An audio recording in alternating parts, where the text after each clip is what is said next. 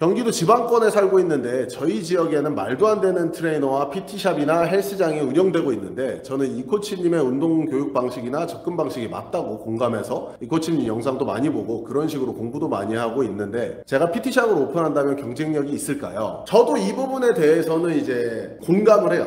그러니까 말도 안 되는 PT샵, 헬스장 많이 있습니다. 진짜 말도 안 되게 공부 거의 안 하고 양아치 센터라 그러죠, 흔히 얘기해서. 그런 곳들이 실제로 많아요. 근데 이제 그와 반대로 저보다 공부 훨씬 더 많이 하고 뛰어난 트레이너 선생님들도 많이 계십니다. 잘 찾아보시면은 경기도권에도 많이 있을 거예요. 경기도 그 지방권에도. 그래서 그거를 한번 비교를 해보시는 게 좋을 것 같아요. 그러니까 안 좋은 쪽만 보지 마시고 뛰어난 샵들도 가서 한번 보는 거죠. 이 헬스장이라는 게 어떻게 보면은 로컬 장사잖아요. 그러니까 헬스장이라는 거 자체가, PT샵이라는 거 자체가 동네 장사이다 보니까 동네 장사의 특성상 못하는 센터 옆에 좀 괜찮은 센터가 하나가 들어가면 잘 될 수밖에 없어. 그래서 그거는 답을 드릴 수는 없다. 개념님의 수준이 어느 정도인지를 명확하게 다른 그 PT샵이나 헬스장들하고 비교를 꼭 해보시기를 추천드리죠. 그래서 내가 그들보다 뛰어나게 운영을 할 수 있고 뛰어난 서비스를 제공할 수 있다는 확신이 있다면은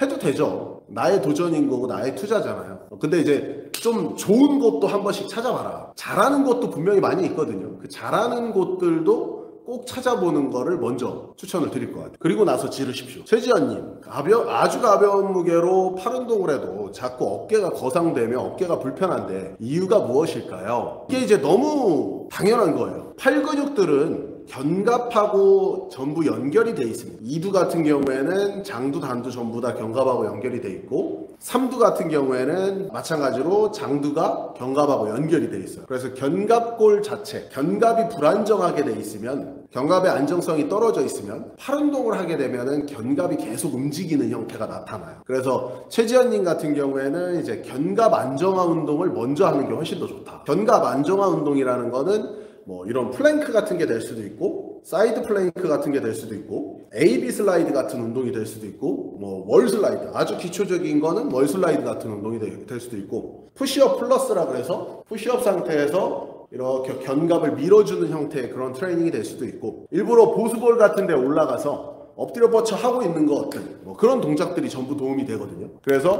견갑의 안정화를 먼저 잡아주는 게 좋다, 이렇게 볼 수 있어요. 오버헤드 프레스나 숄더 프레스 할 때 가끔 견갑거근이 뒤지게 잘 뭉치는데 방법이 뭐 없을까요? 프레스를 해서 너무 이렇게 올리셔서 그래. 이거를 올릴 때 목하고 같이 이렇게 올리게 되면은 옵니다. 견갑거근이 엄청 타이트하게 수축되면서. 그래, 딱 잡아주셔야 됩니다. 가슴 펴고 잡아서 프레스. 턱은 드는 게 아니라 약간 당겨주시는 게 좋아요. 이렇게 전거근을 활성화시키면서, 이게 전거근 활성화가 풀리면서 거상으로 돌아가게 되면은 견갑거근이 힘을 굉장히 많이 쓰게 되고, 우리가 프레스를 할 때 이렇게 전거근이 활성화된 상태에서 프레스가 되면은 상방회전이 커지기 때문에 견갑거근의 힘은 좀 떨어져요. 견갑거근은 하방회전을 만들거든요. 그래서 완전히 그 상방회전과 반대되는 무브먼트에 힘이 들어가는 거라 전거근 활용만 잘 하시면은 견갑거근의 텐션을 확 줄일 수 있습니다. 권영민님, 안녕하세요. 혹시 신체 스펙 여쭤봐도 되나요? 지난 토요일 그 DX 챔피언십 나갔을 때 시합 체중이 90.5kg 정도 나왔고 키가 176.5 나왔습니다. 176.5에 90kg로 시합을 나갔고, 그리고 6kg 쪘어요 지금. 현재는 96kg. 제가 보통 8에서 12회만 하다가 신관장님 말 듣고 고반복으로 바꿨는데 몸이 체감될 정도로 좋아지고 있는 게 보이는데, 이게 그 코치님이 말씀하신 사람마다 고반복, 중반복, 저반복이 잘 맞는다는 그런 걸까요? 가능성이 아주 높죠. 준님처럼 왜 근육이라는 게 저 예전 영상에서도 말했지만 고반복으로 좋아질 수 있는, 그러니까 고반복으로 향상될 수 있는 한계점이 어느 정도 있고, 보디빌딩 형태에서 중간 반복으로 좋아질 수 있는 한계점이 있고, 고중량 저반복으로 좋아질 수 있는 한계점이 있다면은 이것을 고루 사용했을 때 근육 입장에서는 가장 큰 부피를 가질 수 있다라는 게 제 뇌피셜이에요. 뭐 확증된 건 아니에요. 근데 이제 효율이 가장 높은 거는 중간 반복이 일반적으로 효율이 제일 높다더라. 이게 이제 통상적인 어떻게 보면 이야기들이죠. 하지만 이제 내가 한 가지 트레이닝을 고집해서 쭉 해왔다면 저반복도 해보고 고반복도 해서 빈 공간을 채워주면은 근육은 훨씬 더 빨리 확장할 수 있다는 거죠. 그래서 지금 준님 같은 이런 경우가 굉장히 많이 생깁니다. 고반복만 막 하시던 분들이 고중량 저반복으로 했을 때 근육량이 확 커지는 경험도 하고, 파워리프팅만 주구장창 하시던 분이 보디빌딩 형태로 딱 바꾸니까 근육량이 팍 커지는 경험도 하고, 보디빌딩만 주구장창 하던 사람이 고반복으로 딱 바꾸니까 근육이 커지는 경험을 또 하기도 하고. 그래서 결국엔 다 해야 된다. 김주먹님, 형님 다이어트가 다 됐다고 판단할 때 어느 부위를 보시나요? 엉밑살. 김주먹님, 제일 중요한 게 엉덩이 밑에 살이에요. 엉덩이 밑에 살. 저 같은 경우에는 복부가 제일 빨리 빠져요. 배가 제일 빨리 빠지거든요. 그래서 제 시합 영상 보시면 아시겠지만 배 쪽은 그냥 혈관이 막 그냥 아주 다 차 있습니다. 근데 엉덩이 밑에 살이 저는 제일 안 빠져요. 이번에도 엉덩이 밑에 살을 다 못 뺐거든요. 그래서 이제 엉덩이 밑에 살을 이제 잡아서 딱 이렇게 요 부위죠. 이렇게 엉덩이 밑에 요 살을 이렇게 잡아서 이 스킨이 얇아지면은 다 빠진 거라고 볼 수 있어요. 일반적으로. 근데 또 어떤 사람은 엉덩이 밑에, 그러니까 하체 엉덩이 살이 빨리 빠지시는 분들도 있어요. 그러면은 그런 사람들은 자기 몸에서 제일 안 빠지는 부분의 체지방을 기준으로 잡으시면 돼요. 그래서 거기가 다 날아가면은 진짜 다이어트 다 됐다, 이렇게 평가하면 됩니다. 근데 쉽지는 않다. 뒤져. 음주 후에도 몸을 유지할 수 있는 비결은 무엇일까요?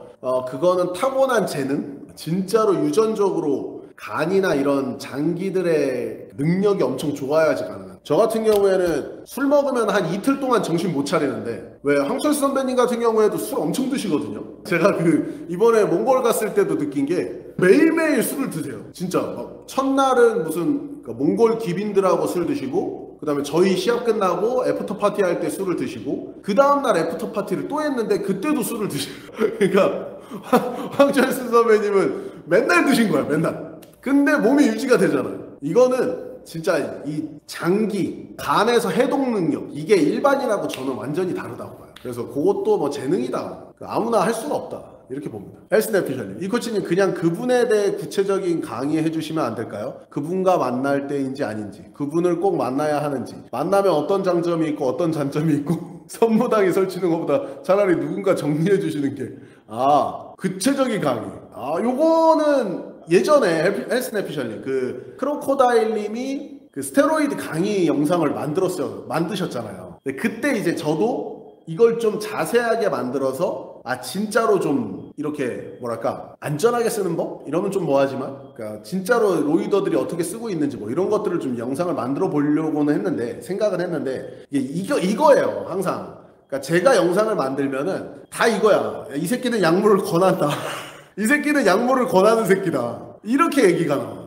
그래서 지금 제가 지금 준비를 하려고 하는 거는 내분비 전문의 선생님을 지금 섭외를 하고 있거든요. 제가 내분비내과 전문의 선생님을 섭외를 해서 약물을 사용하지 않고 내 몸의 상태가 정상으로 돌아오는지 정상으로 돌아오지 않는지, 이거를 지금 영상으로 따려고 해요. 그래서 내분비내과 선생님이 섭외만 되면은 그 선생님한테 제가 주기적으로 가면서, 로이더를 쓴 사람들이 사실 되게 많잖아요. 요즘에 알약 같은 것들도 너무 많아졌기 때문에 스테로이드를 사용해 보신 분들의 숫자가 많은데, 많은 사람들이 병원을 잘 안 간단 말이에요. 근데 그런 사람들을 좀 흡수할 수 있게, 병원에서 좀 케어를 할 수 있게, 그러니까 그 내분비내과 의사 선생님을 섭외를 해서 어떤 항목들을 검사를 해야 되고, 어떻게 이제 이렇게 관리를 해 나가야 되는지, 그리고 진짜로 부작용이 뭔지. 많은 사람들이 스테로이드라고 하면은 무슨 상상 속에 있는 약을 이렇게 생각하시는 분들이 되게 많은데, 실제 작용은 그렇지 않거든. 실제 뭐 약만 쓰면 다이어트가 자동으로 되고, 막 약만 쓰면 근육이 겁나 커지고,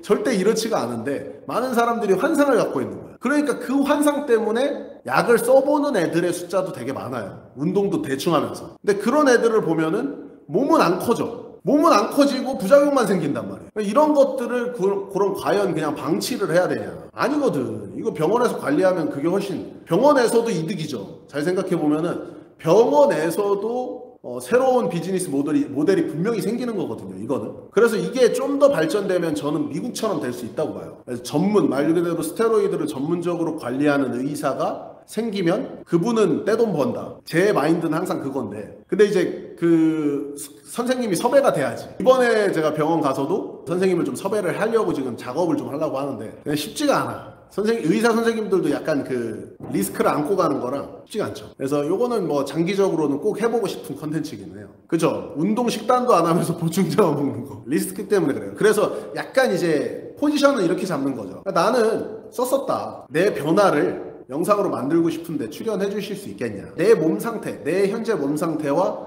이것을 객관적으로 분석만 해달라. 그럼 이 의사분은 분석만 해서 얘기를 하는 거고, 그럼 이거에 대해서 그럼 이 병원을 나는 홍보를 해주겠다 이거죠. 나처럼 나 같은 사람, 그러니까 운동을 하면서 그분을 사용하는 사람들의 숫자는 굉장히 많은데 숨기고 있다. 그럼 그 사람들은 이 영상을 보고 이 병원으로 가지 않겠냐. 약간 이런 뉘앙스. 그래서 위험 부담을 최대한 적게 하면서 할 수 있는 방안, 그런 걸 좀 생각을 하고 있어요. 그래서 이번에 이제 저도 이제 그분이 나갔으니까 다시 이제 건강 관리를 위해서 병원을 다녀야 되는데 그거를 지금 컨텐츠화 시킬 계획이기는 해요. 잘 모르는 게 아니라 아예 몰라요.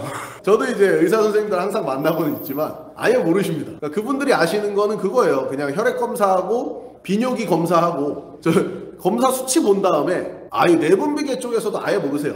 그래서 검사를 한 다음에 내 검사 수치가 정상에서 얼마나 동떨어져 있냐만 체크를 하는 거예요. 결국에는 이게 뭐 무슨 약을 썼든 무슨 약을 그러니까 보디빌더가 쓰는 사람, 그러니까 보디빌더가 쓰는 그런 약물들은 내분비내과 의사 선생님들이 아예 다루는 약이 아닙니다. 그렇기 때문에 모를 수밖에 없는 거예요. 너무 당연한 거죠. 그래서 검사 수치, 그러니까 항상 병원에서 하는 거는 명확한 데이터가 있어야 되기 때문에 검사 후에 검사 결과를 보고 그 검사 결과가 정상 범위에서 얼마나 벗어나 있는지, 만약에 정상 범위에서 너무 많이 벗어나 있다면 처방을 해주는 약들이 있는 거죠. 그래서 그런 약들을 이제 복용을 하고 내 몸이 얼마나 좋아지고 얼마나 정상화가 되는지를 보는 거죠. 그리고 많은 사람들이, 제가 이거는 뭐 편집해서 영상으로도 올리겠지만 많은 분들이 이런 얘기를 되게 많이 해요. 그러니까 스테로이드를 쓰면 호르몬이 비정상이 돼서 평생 막 불구가 된대. 평생 막 무정착증에 뭐 발기부전에 장애가 생긴대. 이런 얘기를 너무 많이 하시는데 진짜 너무 무지한 거야. 만약에 그렇다면, 그러니까 진짜로 만약에 지금 그 스테로이드를 써서 병신이 됐어. 그러면은 도핑 테스트에 안 걸릴 수 있을 것 같아요. 도핑 테스트에 만약에 그런 부작용이 무조건 남는다. 그러면은 도핑 테스트에서 100% 다 잡아낼 수 있다고. 근데 도핑 테스트에서 못 잡아내는 이유는 너무 단순한 거예요. 사람의 몸이 항상성에 의해서 웬만한 호르몬 이런 거 투여해도 중립으로 다 찾아가. 그래서 이게 참 어떻게 보면 이거 관리만 잘하면은 저는 진짜 좋은 소스라고 볼 수도 있다고 보는데, 사람의 그 시각이 너무 이제 좁아지니까 저 한편으로는 좀 안타깝고 한편으로는 의사 선생님들이 적극적으로 개입했으면 좋겠다. 그게 이제 제 마음입니다. 헬스 내피셜림 센터에서 이번에 다이어트 한약, 바디 프로필, PT 패키지 프로모션. 야, 브라보. 그러니까 헬스 내피셜림이 확실히 사업 능력이 있다니까. 지금 이게 잘 보세요. 다이어트 한약, 바디 프로필, PT 패키지잖아요. 저 다이어트 한약이 에페드린이라고. 이거 지금 그분이에요. 저거 그분 패키지야. 헬스 내피셜님 지금 그분 패키지라는 겁니다. 그분이 내 몸에 들어오게. 근데 이거 아이디어 진짜 좋다. 헬스 내피셜님 아이디어 진짜 좋은 거예요. 네, 에페드린 패키지예요. 나도 해야겠다 이거.